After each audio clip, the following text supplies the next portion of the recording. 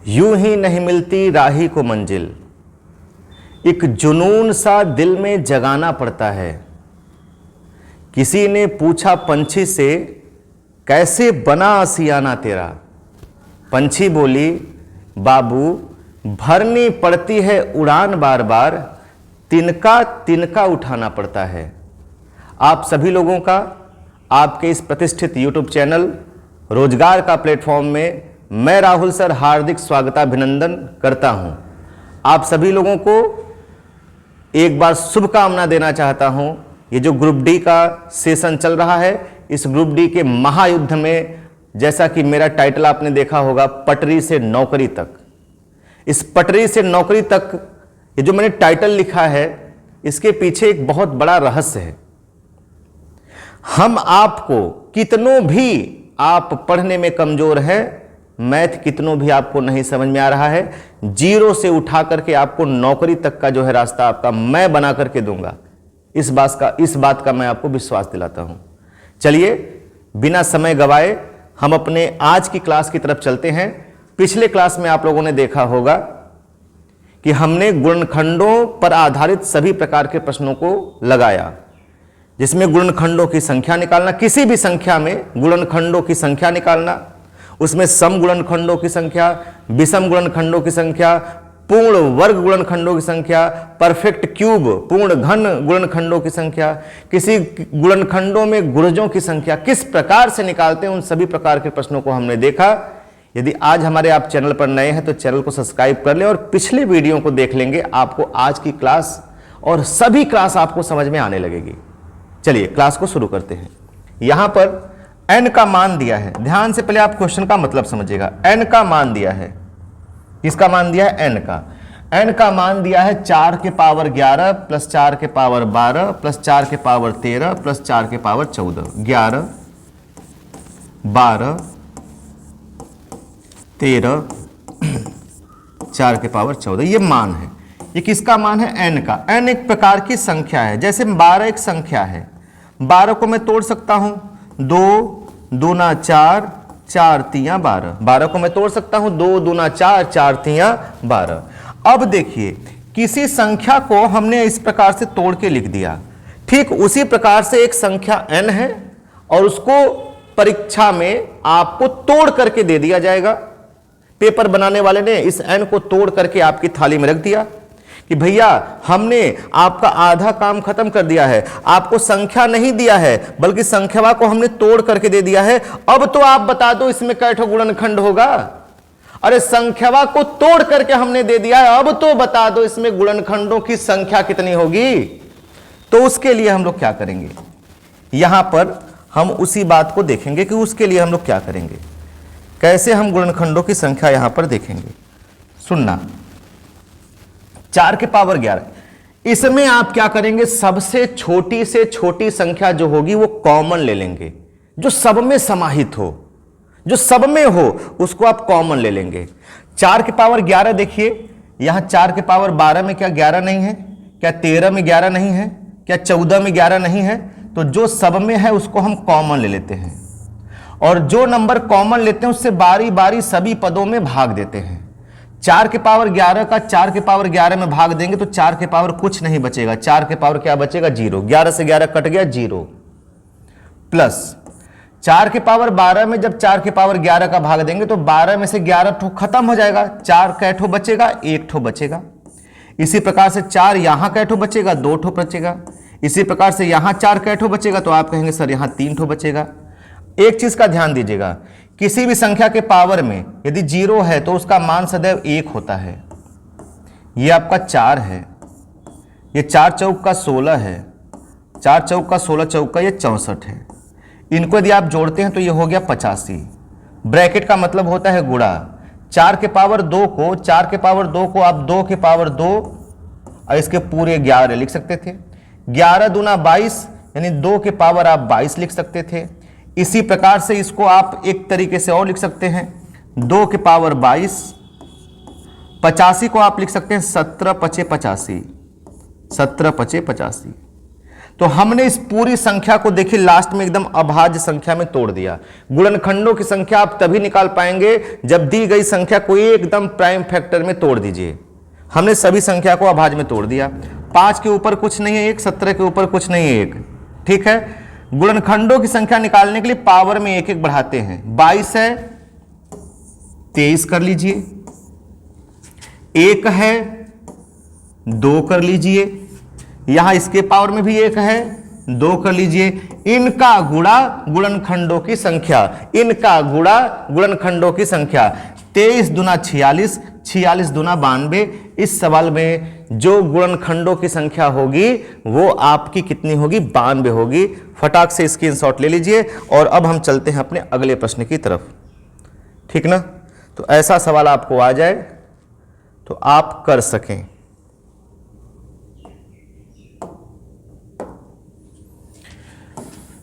चलिए सेम इसी प्रकार का प्रश्न है, जरा करके बताइए कितना आएगा। सेम इसी प्रकार का प्रश्न है बच्चों, जरा करके बताइए कितना आएगा। देखिए यहां पर भी एक संख्या n है, इसको तोड़ करके लिख दिया गया। एक संख्या n है, उसको तोड़ करके लिख दिया गया। क्या लिख दिया गया? 8 के पावर 21, 8 के पावर 22, 8 के पावर 23, 8 के पावर 24। एक संख्या n को तोड़ के लिख दिया गया। आप सबसे पहले काम करो, जो सबसे छोटा है कॉमन ले लो, 8 के पावर 21 कॉमन ले लो, इससे सब में भाग दो। यहां 8 के पावर 21 से 8 के पावर 21 चला जाएगा तो 8 के पावर 0 बचेगा, यहां 8 के पावर 1 बचेगा, इसमें 8 का पावर 2 बचेगा, इसमें 8 का पावर 3 बचेगा। 8 के पावर 8 है ना, तो 8 को आप लिख सकते हैं 2 घाते 3 और 21 है तो 21 रहेगा ही रहेगा। 8 के पावर, किसी भी संख्या के पावर में 0 का मान हमेशा 1 होता है। 8 8 64, 8 का क्यूब 512, जोड़ दीजिए 64 एक 65 और 65 में जब आप 8 को जोड़ेंगे तो 65 में 8 को जोड़ेंगे तो 65 5 70 3 73। इस 512 में यदि आप 73 जोड़ देते हैं, 3 2 5 7 1 8 585। अब आप देखिएगा 585 को जब आप तोड़ेंगे, अभाज्य संख्या में अंत तक आपको लड़ना है, अंत तक आपको लड़ना है जब तक ये सारे के सारे नंबर प्राइम फैक्टर नहीं अभाज्य में न आ जाएं। यहां पर 21 तिया 63 हो जाएगा, 2 घाते आप 63 लिख सकते हैं। इसको तोड़िएगा, देखिए 5 से कटेगा, किससे कटेगा? 5 से। 5 इकाइयां 5, 5 इकाइयां 5, 3 बचा, 5 7 35, 117। 117 देखिए टूटेगा क्या? 7 1 8 1 9, 9 से 13 9 117। 9 का मतलब क्या है? 3 का स्क्वायर है। देखिए सब नंबर टूट गए, सब नंबर टूट गए। 2 के पावर 63 है, यहां 5 है, 5 से पहले देखिए 3 लिखेंगे, यहां 3 का स्क्वायर है। अब 5 के पावर कुछ नहीं है तो 1 है, और 13 के पावर कुछ नहीं है तो 1 है। पावर सबको बढ़ा दो, तो सब नंबर जब आपका अभाज्य संख्या में आ जाए तो पावर 1 1 बढ़ा दीजिए। 63 है 64 कर लीजिए, 2 है 3 कर लीजिए, 1 है 2 कर लीजिए, 1 है 2 कर लीजिए। 2 दूना 4, 4 तिया 12, 12 का इकाई अंक 2, 2 चौका 8। इस सवाल का इकाई अंक 8 आएगा, एक ही ऑप्शन में 8 है। पूरा गुणा करने की भी जरूरत नहीं है, आप इस प्रकार से ऐसे सवालों को यहां पे कर सकते हैं। तो ऐसे सवाल यदि आपके पेपर में आए तो आपसे चूके ना, मैं पहले ही आपको बता दे रहा हूं, बढ़िया से प्रैक्टिस करके जाइएगा। अब हम लोग चलते हैं आज के अपने अगले टाइप पर, आज के अपने अगले टाइप पर। आज का हमारा अगला टाइप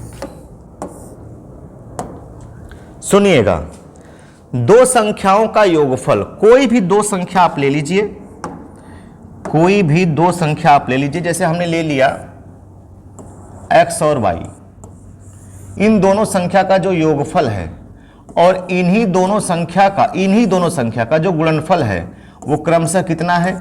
योगफल 12 है और गुणनफल कितना है? 35 है। गुणनफल कितना है? 35 है। तो संख्याओं के व्युत्क्रमों का योगफल क्या होगा? व्युत्क्रम का मतलब क्या होता है? व्युत्क्रम का मतलब क्या होता है? उल्टा। उल्टी सुने हैं?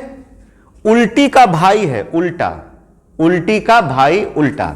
व्युत्क्रम का मतलब होता है उल्टा। जैसे मान लीजिए एक संख्या 3 है और एक संख्या 5 है, मैं कहूं 3 का उल्टा, तो 3 के नीचे 3 को उलटना पड़ेगा, तो 3 के नीचे कुछ नहीं है तो हम 1 मान सकते हैं, 5 के नीचे कुछ नहीं है तो मैं 1 मान सकता हूं। अब जब मैं इनको पलटूंगा तो 3 जो है 1/3 हो जाएगा, 5 जो है उलट के 1/5 हो जाएगा। तो 3 का उल्टा आज से कोई पूछे 1/3, 5 का उल्टा कोई अब से पूछे तो 1/5। अब मैं कहूं कि ये जो मैंने लिखा है ये किसका व्युत्क्रम है, तो आप कहेंगे सर ये 3 और 5 का व्युत्क्रम है, ये जो नंबर है 3 और 5 का व्युत्क्रम है। मैं कहूं इनका योगफल बताओ, तो इनको जोड़ दो। किसी भी भिन्न को जोड़ना है तो तिरछा गुणा कर दो, 5 इकाइयां 5, सिंबल प्लस का है तो प्लस लगाइएगा, 3 इकाइयां 3, फिर नीचे का नीचे गुणा करके नीचे में केहुनिया मार के बैठा दीजिए, 5 तियां 15, 5 और 3 8 हो गया और नीचे कितना हो गया 15। ये जो 8/15 आया है ये 3 और 5 के व्युत्क्रम का क्या आया है? योग आया है। व्युत्क्रम का क्या आया है? योग आया है। कितना आया है? 8/15। इस 8/15 को लाने के लिए क्या इतना प्रपंच करना पड़ेगा? क्या मुझे इनके आगे 1 मानना पड़ेगा? तो आपको मैं बता दूं कि ये आपका उत्तर लाने के लिए आपको कुछ भी नहीं करना है, इतना प्रपंच आपको नहीं करना है। बस आप सुनिएगा, यदि 2 संख्या है 3 और 5 और इनके व्युत्क्रमों का योग निकालना है तो 3 और 5 को जोड़ दीजिए, 3 और 5 यानी दी गई संख्या को जोड़ दीजिए। जोड़ मतलब योग, जोड़ना मतलब योग, जोड़ दीजिए तो 5 और 3 कितना हो जाएगा 8, और इसी 3 5 का क्या कर दीजिए? गुणा कर दीजिए। क्या कर दीजिए? गुणा कर दीजिए, तो 5 तियां कितना 15। तो आप मुझे बताइए किसी भी 2 संख्याओं के व्युत्क्रमों का योगफल निकालने के लिए हम उन दोनों संख्याओं का योग और बटे उन दोनों संख्याओं का गुणनफल रखते हैं। बताइए 8/15 आ गया कि नहीं आ गया? यहां पे भी देखिए 8/15 आ गया। तो 2 संख्याओं के व्युत्क्रमों का यदि योगफल निकालना है तो उन दोनों संख्याओं को एक बार जोड़िए, उन दोनों संख्याओं का एक बार गुणा करिए और उसी को बटे में लिख दीजिए, वही उनके व्युत्क्रमों का योग होगा।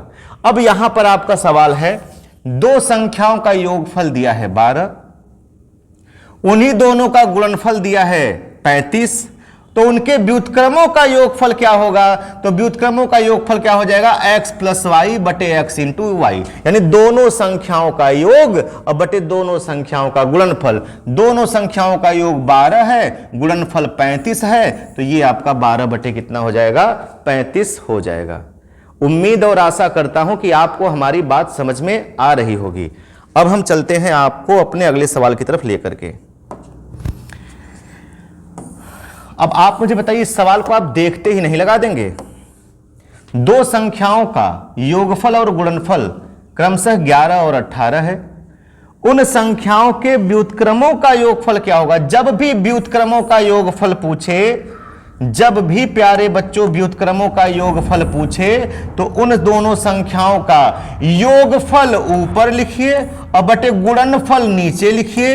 यही आपका क्या होगा? सवाल का उत्तर 11/18। योगफल बटे गुणनफल ही उन दोनों संख्याओं के व्युत्क्रमों का योगफल कहलाता है। उम्मीद आशा करता हूं कि बात समझ में आ रही होगी। अब सुनिएगा, एक चीज और सुनिएगा, यदि योगफल दिया है तो व्युत्क्रमों का योगफल पूछेगा, और योगफल ना दे करके अंतर दिया है तो आपको व्युत्क्रमों का अंतर पूछेगा। योगफल दिया है तो योगफल पूछेगा, अंतर दिया है तो अंतर पूछेगा। तो घबराने की कोई बात नहीं है, जो दिया हो बस उसको ऐसे बटे में लिख दो। योगफल है तो योगफल बटे गुणनफल, अंतर है तो अंतर बटे गुणनफल, बस यही इसका खेल है।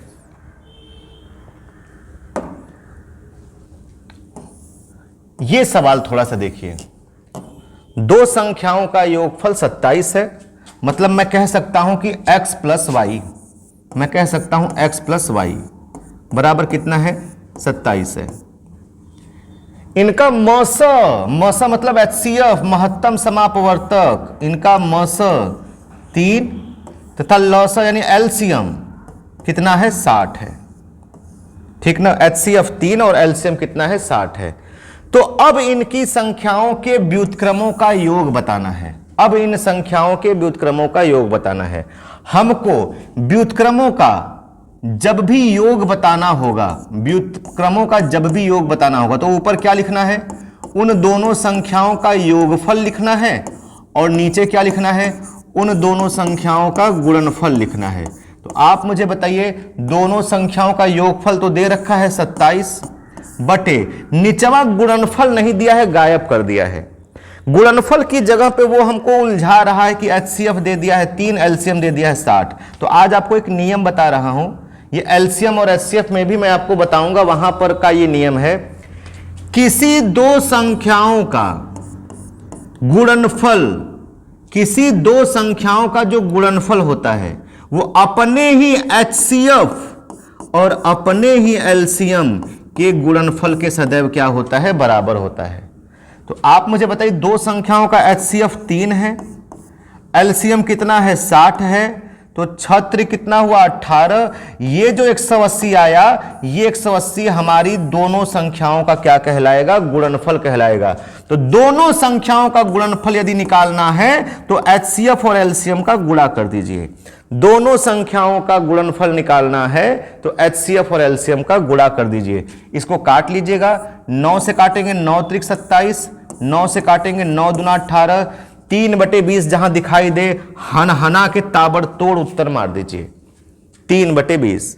तो ऐसे सवाल यदि पेपर में आ गए तो उम्मीद करता हूं कि आप छोड़ करके तो नहीं आएंगे, करके आएंगे। कॉन्सेप्ट एकदम क्लियर रहना चाहिए, कहीं भी कॉन्सेप्ट आपका डगमगाना नहीं चाहिए। पेपर बनाने वाला एक बार डगमगा जाए, लेकिन आप मत डगमगाइएगा।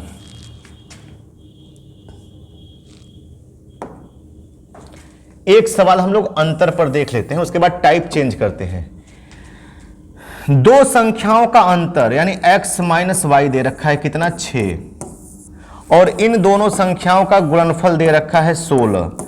तो व्युत्क्रमों का अंतर क्या होगा, हमने बताया था ना, यदि अंतर देगा तो आपसे अंतर ही पूछेगा। तो कुछ मत करिए, अंतर बटे गुणनफल कर दीजिए 6/16, 2 3 6, 2 8 16, 3/8 कहीं आ रहा है। ये पूरा का पूरा ऑप्शन गलत है बच्चों। यहां पर जो भी हमारा उत्तर सही होगा वो 3/8 होगा। ये पूरा का पूरा ऑप्शन गलत है। हमारे सवाल का उत्तर कितना होगा 3/8। कहने का मतलब यह है, अंतर दिया है तो अंतर बटा गुणनफल, योग दिया है तो योग बटे गुणनफल ही होगा। क्लियर है। अब हम लोग चलते हैं अपने अगले टाइप की तरफ। आज का इसके बाद का जो टाइप है वो देखना है। उस प्रकार के भी सवाल आपके पेपर में बनते हैं। जैसे पहला सवाल 100 एवं 200 के बीच ऐसी कितनी संख्याएं हैं जो 3 से पूर्णतया विभक्त हैं, जो 3 से पूर्णतया क्या है, विभक्त हैं। इसको करने से पहले आप कुछ सेंटेंस को समझिएगा, सवाल की भाषा को समझिएगा। यहां पर 100 एवं 200 के बीच बोला है, तो 3 चीज मैं लिखूंगा, आपको इन 3 चीजों का मतलब समझना है। जैसे ही मैं कहीं बोलूं बीच, या मैं बोलूं मध्य, या मैं बोलूं तक, सवाल में 3 वर्ड आएंगे और इन 3 वर्ड का मतलब कैसे क्या है पहले उसको आप जानने का प्रयास करिए। जैसे हमने लिख दिया A, B, C, D और E, ये 5 लोग हैं। हमने कहा बाबू ये कितने लोग हैं, 5 लोग हैं। कितने लोग हैं, 5 लोग हैं। हमने कहा आपसे A और E के बीच कितने लोग हैं, हमने कहा A और E के बीच कितने लोग हैं। तो ऐसे कंडीशन में आप A और E के बीच में देखेंगे तो आप कहेंगे सर 3 लोग हैं। ऐसे में आप न तो A को लेंगे और ना ही E को लेंगे। अब मैं यहीं पे कहूं A और E के मध्य कितने लोग हैं, तो भी आप A और E के मध्य में देखेंगे कै लोग बैठे हैं, तो भी आपका जवाब होगा कि 3 लोग बैठे हैं। ऐसे में भी आप ना तो A को ले रहे हैं और ना ही E को ले रहे हैं। अब अगर मैं यहीं पर कहूं कि ए से ई तक कितने लोग हैं, ए से ई तक कितने लोग हैं, तो आपको ए को भी लेना है, ई को भी लेना है, और आप कहेंगे सर ए से लेके ई तक 1 2 3 4 और 5 लोग हैं। आप क्या कहेंगे मात साहब 5 लोग हैं ए से ई तक। तो तक का मतलब सबको लेना है, और मध्य या बीच में बोले तो आपको उनको छोड़ देना है जिनके बारे में आपको बोला जा रहा है। इतनी बात समझ में आ रही है? अब यदि ये समझ गए तो हम कैसे करेंगे इस सवाल को, आइए देखते हैं। सुनिएगा, 100 एवं 200 के मध्य ऐसे कितनी संख्याएं हैं जो 3 से क्या होंगी, कटेंगी। तो ऐसे कंडीशन में आपको मैं 2 चीज मतलब 2 बार आपको भाग देना है। एक बार आप भाग दीजिए 100 में, किसका, जिससे आपको कटाने के लिए कह रहा है, और एक बार आप भाग दीजिए 200 में, किसका, जिससे आपको कटाने के लिए कह रहा है। जब 100 में 3 का भाग देंगे तो आप सबको मालूम है कि 33 बार में जाएगा, और शेषफल कितना बचेगा 1। इसमें देंगे तो 66 बार में जाएगा, 66 तिया 198, यहां पर शेषफल कितना बचेगा 2। ठीक है, अब सुनिएगा, ये जो 33 बार में गया है यह हमें यह बतला रहा है कि 1 से लेकर के 100 तक में, 1 से लेकर 100 तक में कुल 33 ऐसी संख्याएं हैं जो 3 से पूरा पूरा डिविजिबल है, पूरा पूरा विभाज्य है, कट जाएंगी 1 से लेकर 100 तक में। जब हमने 200 में भाग दिया, जब हमने किस में भाग दिया 200 में, तो इसका मतलब यह हुआ, जब हमने 200 में भाग दिया तो इसका मतलब यह हुआ कि कुल यहां से लेके यहां तक, यहां से लेके यहां तक कुल 66 ऐसी संख्याएं हैं। कहां से, 1 से लेके 100 तक कुल 66 ऐसी संख्याएं हैं जो 3 से पूरा पूरा विभक्त होंगी। 1 से लेके 200 तक में 66 हैं, और 1 से लेके 100 तक ही देखेंगे तो 33 हैं। तो आप हमें बताइए, हमें 1 से 100 तक नहीं चाहिए, हमें 1 से 200 तक नहीं चाहिए, हमें कहां से चाहिए बच्चों? आप कहेंगे सर हमें 100 से लेकर के कहां तक चाहिए, 200 तक चाहिए। तो 100 से लेकर 200 तक चाहिए, तो आप बताइए क्या है 33 को लेकर फिर मैं क्या करूंगा? तो इन 33 को क्या करना पड़ेगा, हमें निकालना पड़ेगा। किसमें से निकालना पड़ेगा? 200 तक में टोटल कटने वाले 3 से 66 हैं, इस 66 में से 33 को निकाल दीजिए। तो जब 66 में से 33 को निकालेंगे तो हमारे पास 33 ही ऐसी संख्याएं बचेंगी जो 3 से पूरा पूरा कटेंगी, और वो 100 और 200 के मध्य होगा। कहने का मतलब यह है कि यदि इस प्रकार का प्रश्न आ जाए, यदि इस प्रकार का प्रश्न आपके पेपर में आ जाए, तो 2 बार भाग देने के बाद आप बड़का वाले में से छोटका वाला हमेशा घटा लीजिएगा, वही आपका आंसर कहलाएगा, वही आपका उत्तर होगा। उतनी ही संख्याएं आपको मिलेंगी जो 3 से पूरा पूरा विभक्त होंगी। हमेशा बड़का वाले में से छोटका वाला घटा लीजिएगा। भागफल, भागफल में से 33 66 इनमें से घटा लीजिएगा। अब जैसे हम कहें कि जरा इसका उत्तर बताइए, 100 एवं 200 के बीच ऐसी कितनी संख्याएं हैं जो 8 से पूर्णतया विभाज्य हैं, जो 8 से पूर्णतया विभाज्य हैं?